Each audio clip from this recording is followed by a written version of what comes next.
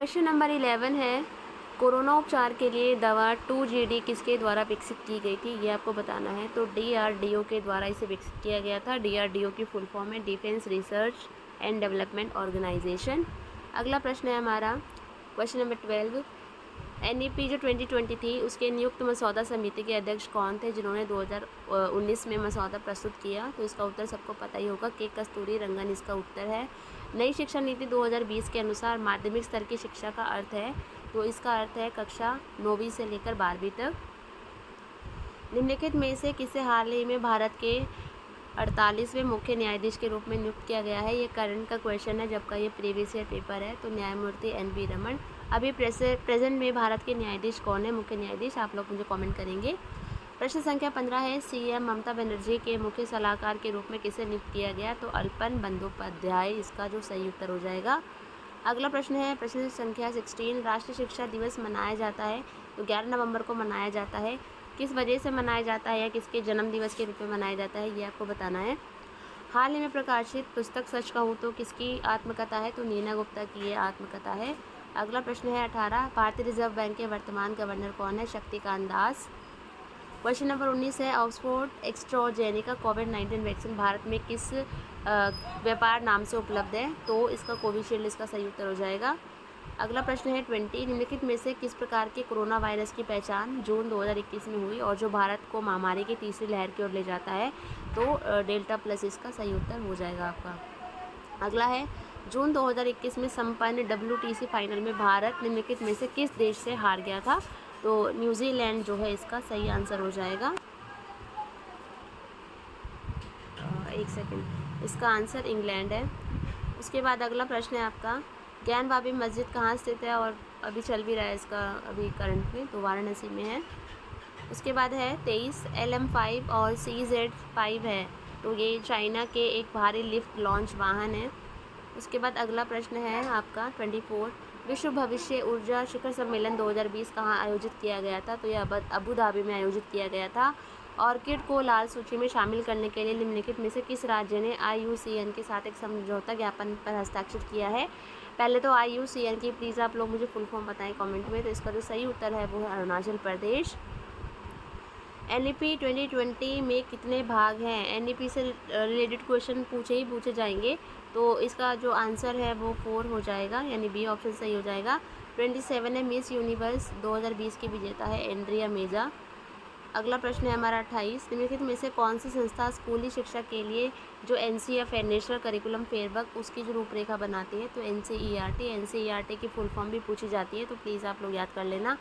Question number 29 है और इसका जो एग्जैक्ट आंसर है मुझे नहीं मिल पा रहा है, कॉज करंट का क्वेश्चन है, बट इसको पढ़ लेते हैं। किसी को अगर इसका आंसर पता हो तो कमेंट कर देना। अलग अलग आंसर मुझे मिल रहे हैं गूगल करने पे, बट करंट का क्वेश्चन है तो पूछे जाने की संभावना तो है नहीं इसकी, बट फिर भी हम लोग इसको देख लेते हैं एक बार। भारत में 2021 की चौथी तिमाही के दौरान सकल घरेलू उत्पाद में कितने प्रतिशत की वृद्धि देखी गई। तो 4 ऑप्शन है, किसी को पता है तो प्लीज़ ज़रूर बताइएगा।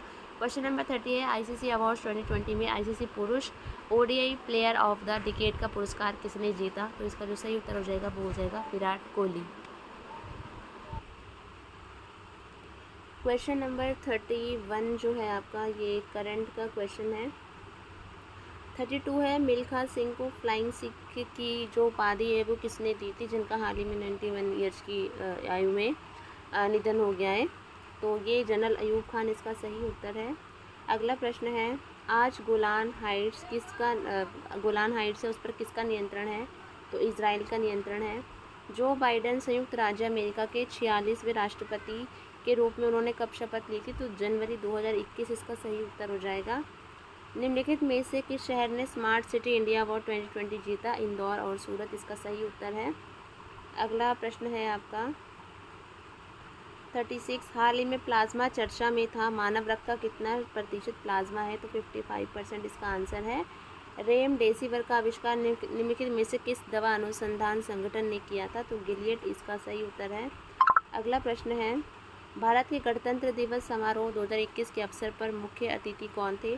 तो कोई भी नहीं थे, ड्यू टू कोविड कोई भी अतिथि नहीं था। 39 है, निम्नलिखित में से किसका निर्माण भारत के सेंट्रल विस्टा पुनर्विकास परियोजना के हिस्से के रूप में किया जा रहा है। तो संसद भवन इसका सही उत्तर है। 40 है, यहाँ पर पूछा है आपसे UAPA की फुल फॉर्म पूछी है, तो अनलॉफुल एक्टिविटीज़ प्रिवेंशन एक्ट इसका सही उत्तर हो जाएगा। 41 है, भारत का सबसे पूर्वी देशांतर है 97 डिग्री 25 ईस्ट। 42 है, भारत में यूरोप की दूरी कम करने वाली स्वेज नहर कब खोली गई थी, तो 1879 जो है इसका सही उत्तर हो जाएगा 1879। तो क्वेश्चन नंबर आपका जो 42 है इसका आंसर हो जाएगा आपका 1879। उसके बाद है 1869 आंसर हो जाएगा, 79 नहीं 1869। 43 है, पश्चिमी घाट की सबसे ऊंची चोटी, तो अनाई मुडी इसका सही आंसर है, जिसकी जो हाइट है 2659 मीटर है। निम्नलिखित में से कौन सी नदी बंगाल की खाड़ी में प्रवेश करती है, गंगा इसका सही उत्तर हो जाएगा। अगला प्रश्न है आपका, निम्नलिखित में से कौन सी खरीफ की फसल है, तो बाजरा इसका सही उत्तर हो जाएगा। निम्नलिखित में से कौन गैंडे के लिए आरक्षित है, तो काजीरंगा राष्ट्रीय उद्यान इसका सही उत्तर है। दिल्ली में जंतर मंतर महाराजा जयसिंह द्वितीय द्वारा बनवाया गया था। प्लासी की लड़ाई 1757 में लड़ी गई थी, और ये सबको पता ही होगा 1757 में लड़ी गई थी। उसके बाद जो हमारा अगला प्रश्न है यहाँ पे, आर्य समाज की स्थापना स्वामी दयानंद सरस्वती जी ने की थी। भारत छोड़ो आंदोलन कब शुरू हुआ था, ये आपको बताना है, तो ये हुआ था 1942 में। अगला है, संविधान की कौन सी अनुसूची उन विषयों की सूची दे रही है जिन पर नगर पालिकाओं को प्रशासनिक नियंत्रण दिया गया है, तो 12वीं अनुसूची इसका सही उत्तर हो जाएगा। अगला प्रश्न है, राज्यसभा के पदेन सभापति भारत के उपराष्ट्रपति होते हैं। निम्नलिखित में से कौन सा देश संयुक्त राष्ट्र सुरक्षा परिषद का स्थायी सदस्य है, 5 स्थायी सदस्य है, और इन चारों में से बी वाला ऑप्शन सही है, चाइना स्थायी सदस्य है। अगला है 54, हमारे राष्ट्रीय प्रतीक के तहत शामिल आदर्श वाक्य है सत्यमेव जयते। निम्नलिखित में से किस युद्ध में फ्रांसीसियों को अंग्रेजों ने पूर्ण रूप से पराजित किया था, बॉन्डी वॉश की लड़ाई इसका सही उत्तर हो जाएगा। भारत में संसद में धन विधेयक पेश करने के लिए किसकी पूर्व अनुमति अनिवार्य है, तो राष्ट्रपति इसका सही उत्तर हो जाएगा। जन्म दर 1 वर्ष के दौरान जन्मों की प्रति को मापता है, तो 1000 जनसंख्या इसका सही उत्तर हो जाएगा।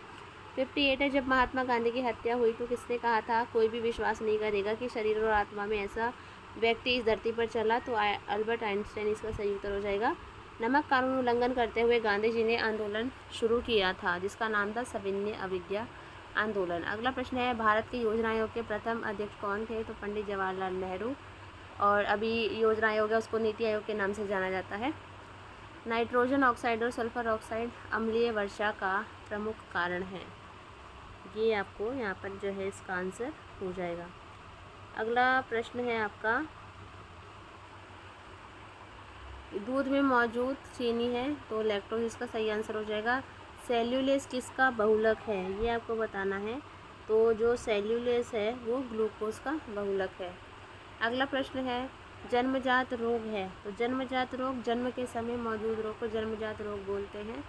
मानव शरीर में पसीने की ग्रंथियों में मुख्य रूप से संबंधित है, तो अतिरिक्त पानी को हटाने की। अगला है, पृथ्वी के वायुमंडल में सबसे प्रचुर मात्रा में पाया जाने वाला जो तत्व है वो कौन सा है, तो नाइट्रोजन है, सी सही हो जाएगा। जिन मिश्र धातुओं में पारा एक धातु कहलाती है, जिन मिश्र धातुओं में पारा एक धातु होती है वो क्या कहलाती है, वो कहलाती हैं आपकी अमलगम, ठीक है। अगला है, एक तत्व जो पेंटेक्साइड बनाता है, तो फास्फोरस इसका जो है आपका सही उत्तर हो जाएगा।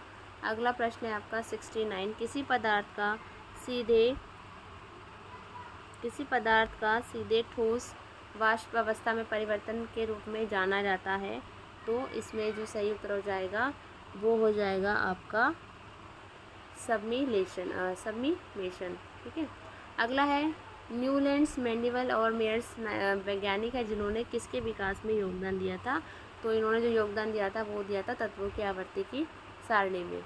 लाल रक्त कणिकाओं का निर्माण किस में होता है, तो लाल रक्त कणिकाओं का जो निर्माण है वो अस्थि मज्जा में होता है। अगला है, उत्तल लेंस के वस्तु के समान आकार का वास्तविक उल्टा प्रतिबिंब बनता है जब वस्तु की दूरी लेंस से 2f के बराबर होती है। अगला है 73, मानव आँख की किसी वस्तु का प्रतिबिंब स्थान पर किस स्थान पर बनता है, तो रेटिना पर बनता है। विद्युत विभवांतर का एसआई मात्रक है, तो विद्युत विभवांतर का एसआई मात्रक है वोल्ट आपका। अगला प्रश्न है आपका 75, किसी परिपथ में विद्युत धारा मापने का यंत्र है, तो इसका जो सही आंसर है वो है एमीमीटर। बाकी के क्वेश्चंस हम नेक्स्ट वीडियो में करेंगे। Thank you.